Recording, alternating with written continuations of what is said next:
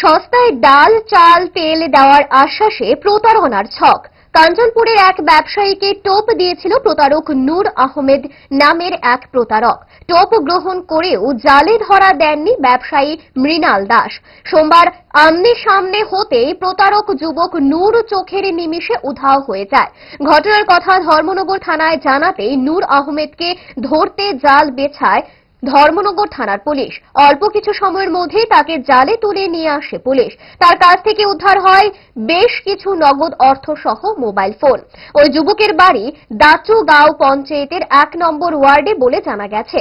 কিভাবে প্রতারণার জাল বিছিয়েছিল নূর, জালেই বা কিভাবে পড়লেন ব্যবসায়ী মৃণাল দাস, শুনবো ব্যবসায়ীর মুখ থেকেই। আমার গতকালকে সে ফোন করছিল যে চাল আর ডাল আর তেল দিবে বলে, একটু রেটটা কম করে, কিন্তু রেটটা সে বলেছিল রেটটা কম করে দেবে, কিন্তু ও টাকা চেয়েছিল অ্যাকাউন্টে, কিন্তু আমি অ্যাকাউন্টে টাকাটা দেইনি।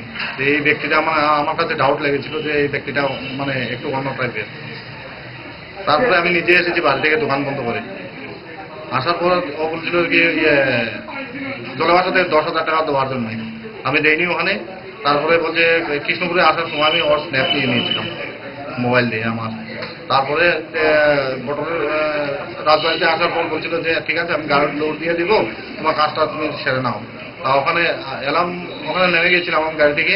তারপরে যাওয়ার পরে আমার গাড়িটা নিয়ে অফিস টিলা চলে যায় জেপ স্টোরের সামনে। তো ওখানে গিয়ে দেখলাম ড্রাইভার একা বসে আছে গাড়িতে। তারপরে ওকে কল করি, মোবাইলটা সুইচ অফ। তারপরে আমি থানাতে আসি, স্যারকে আমি আমার ওই ওর ফটোটা আমি দেখাই।